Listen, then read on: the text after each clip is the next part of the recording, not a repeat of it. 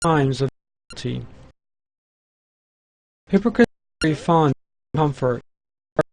They are attached to this world. They are terrified of death.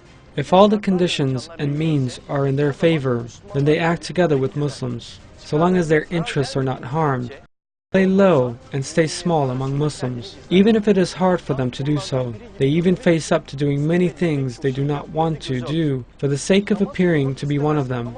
They do not want to perform their daily prayers, but they do. They do not want to do good to Muslims, but even though it pains them to do so, they do good when the situation calls for it. They even occasionally serve Islam if it comes to that point. But if there is any pressure, difficulty, hardship put on Muslims by unbelievers, then they start gain and loss calculations. They consider what they would be gaining and what they would be losing if they stay with the Muslims.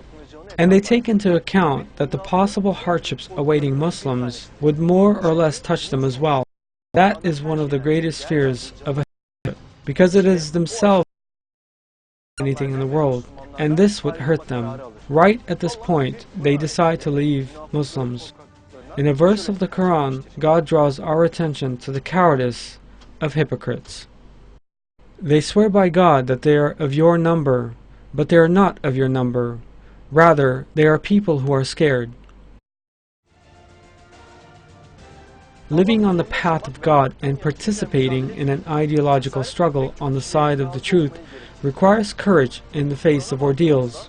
When we look at the Quran, we see that all the prophets and righteous believers have been tried with severe ordeals and hardships.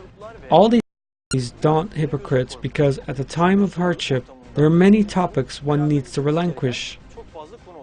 When Muslims are faced with hardships, they sometimes sacrifice their possessions, sometimes their comfort, sometimes they spare for doing sports, or even for sleeping. They sometimes make sacrifices about their clothes, sometimes about their food, and sometimes they sacrifice all of those.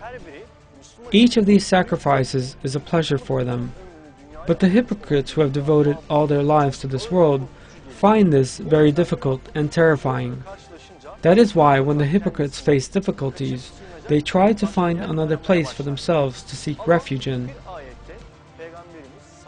In the Quran, God informs us of the kind of excuses hypocrites at the time of our Prophet, peace be upon him, came up with to avoid difficulties.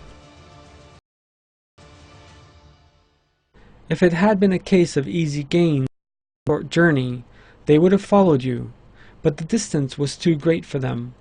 They will swear by God, had we been able to, we would have gone out with you. They are destroying their own selves. God knows that they are lying.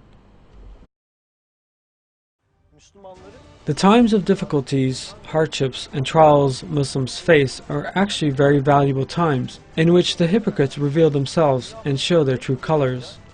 They might camouflage themselves among Muslims for many years, but when they meet a challenge on the path of God, they instantly show their true colors.